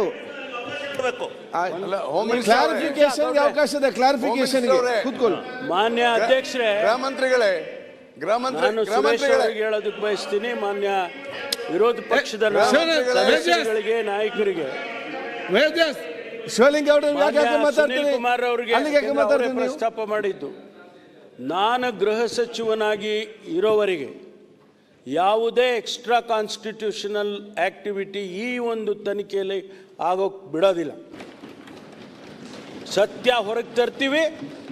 ಪ್ರತಿಯೊಂದು ಅವ್ರು ಹೇಳಿದ್ರಲ್ಲ ಮಾನ್ಯ ಉಪಮುಖ್ಯಮಂತ್ರಿಗಳು, ಯಾರ್ದೋ ಷಡ್ಯಂತ್ರ ಇದೆ. ಎಸ್, ಷಡ್ಯಂತ್ರ ಇದ್ರೆ ಅದು ಆಚೆ ಬರುತ್ತೆ. ಅವನು ತಪ್ಪು ಮಾಡಿದ್ರೆ ಅವನಿಗೂ ಆಚೆ ಬರುತ್ತೆ, ಅದು ಬರುತ್ತೆ ಹೊರಗಡೆ. ಅವನು ಸುಳ್ಳು ಹೇಳಿ ಯಾರ್ದೋ ಮಾತು ಕೇಳ್ಕೊಂಡೇನೋ ಮಾಡಿದ್ದಾನೆ ಅಂತ ಈಗ ಹೇಳಿದ್ರಲ್ಲ, ಮಾಧ್ಯಮದಲ್ಲಿ ಬರ್ತಾ ಇದೆ ಅಂತೇಳಿ, ಅದು ಕೂಡ ಸತ್ಯ ಅಲ್ಲ. ಆದರೆ ಒಂದು ವೇಳೆ ಅಂಥದ್ದೇನಾದರೂ ಇದ್ದರೂ ಕೂಡ ಅದು ಆಚೆ ಬರುತ್ತೆ. ಆ ಸತ್ಯವನ್ನು ಕೂಡ ಆಚೆ ತರ್ತೀವಿ. ಅದಕ್ಕಾಗಿ ತಾವು ಸಹಕರಿಸಬೇಕು ಅಂತೇಳಿ ಮಾನ್ಯ ಅಧ್ಯಕ್ಷರೇ ಹೇಳೋದು. ಈಗ ಮೊನ್ನೆ ಚರ್ಚೆ ಆಗಿದೆ, ಮಾನ್ಯ ಮಂತ್ರಿಗಳು ಉತ್ತರ ಕೊಟ್ಟಿದ್ದಾರೆ. ಈಗ ಇವತ್ತು ಕ್ಲಾರಿಫಿಕೇಶನ್ ಎಲ್ಲ ಕೇಳಬಹುದು. ಒಂದ್ ಸೆಕೆಂಡ್ ಶಿವಲಿಂಗ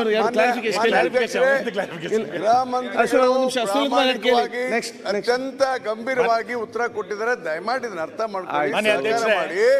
ಮತ್ತು SIT ಯಾಕೆ ಮಾಡಬೇಕಾಯ್ತು ಅದನ್ನ ಹೇಳಿದ್ದಾರಲ್ಲ, ಎಷ್ಟು ಸಲ ಹೇಳಿದ್ದಾನೆ ಹೇಳ್ತೀರಿ. ರೆಡ್ಡಿ ಅವ್ರು ಹೇಳಿದ್ದಾರೆ, ಅದು ಹೇಳಿದಾರಲ್ಲ, ಮತ್ತೆ ಅದನ್ನ ಯಾಕೆ ಮತ್ತೆ ಮತ್ತೆ ಚರ್ಚೆ ಮಾಡ್ತೀರಿ? fair answer. You can't expect more than this. He has given a very fair answer. Okay. ಮಾನ್ಯ ಅಧ್ಯಕ್ಷರೇ, ನೆಕ್ಸ್ಟ್ ಕೊಡ್ತೇನೆ. ಧರ್ಮಸ್ಥಳದ ಬಗ್ಗೆ ದಯವಿಟ್ಟು ಚರ್ಚೆ ಮೊನ್ನೆ ಆಗಿದೆ. ಮಾನ್ಯ ಮಾನ್ಯ ಮಂತ್ರಿಗಳು ಉತ್ತರ ಕೊಟ್ಟಿದ್ದಾರೆ. ಅದಕ್ಕೆ ಸ್ಪಷ್ಟ ಕ್ಲಾರಿಫಿಕೇಶನ್ ಕೇಳಿ ಎಲ್ಲರಿಗೂ ಅವಕಾಶ ಕೊಡ್ತೇನೆ. ಶುಕ್ರವಾರ ಈ ವಿಷಯವನ್ನು ನಾವು ಚರ್ಚೆ ಮಾಡಿದ್ದೇವೆ. ಶುಕ್ರವಾರದ ನಂತರ 2 ದಿನದ ಬೆಳವಣಿಗೆಗಳು ಏನೇನಾಗಿದೆ ಅಂತ ನಿಮಗೆ ಗೊತ್ತಿದೆ. ಮಾನ್ಯ ಗೃಹ ಸಚಿವರು ದೇಶದ ನಂಬರ್ 1 ಗೃಹ ಸಚಿವರು ಅಂತ ಅವರೇ ಮನೆ ಹೇಳ್ಕೊಂಡಿದ್ದಾರೆ.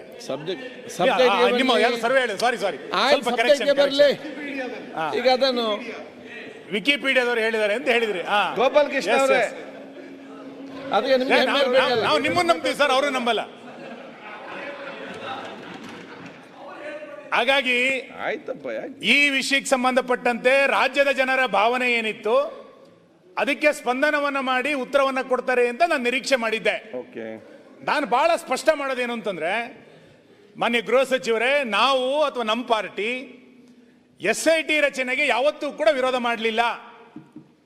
ನೀವು ಇದರ ಹಿಂದೆ ಸತ್ಯ ಹೊರಗೆ ಬರಬೇಕೇನಿದೆ ಅಂತ ಏನು ಹೇಳ್ತಾ ಇದ್ದೀರಿ, ಅದ್ರ ಬಗ್ಗೆ ನಮ್ದೇನು ವಿರೋಧ ಇಲ್ಲ. ಕ್ಲಾರಿಫಿಕೇಶನ್ ಕೇಳಿ. ನಾವು ಆದ್ರೆ ಮೊನ್ನೆ ಚರ್ಚೆ ಮಾಡಿದ ವಿಷಯದಲ್ಲಿ ನೀವು ಇವತ್ತು ಆನ್ಸರ್ ಮಾಡದಲೇ ಇರೋದೇನು ಅಂತ ಕೇಳಿದ್ರೆ, ನಾವೇನು ಹೇಳಿದ್ದು, ನಾನು ಅವತ್ತು ವಿಷಯ ಎತ್ತಿದ್ದೇನು, ಈ ತನಿಖೆಯ ನೆಪದಲ್ಲಿ ಯೂಟ್ಯೂಬ್ಗಳನ್ನು ಬಳಸಿಕೊಂಡು ಸಾವಿರಾರು ಅಪಪ್ರಚಾರಗಳನ್ನು ಮಾಡ್ತಾ ಇದ್ದಾರಲ್ಲ, ಅವ್ರ ಮೇಲೆ ಏನು ಕ್ರಮ ತೆಗೆದುಕೊಳ್ತಾ ಇದ್ದೀರಿ ಅಂತ.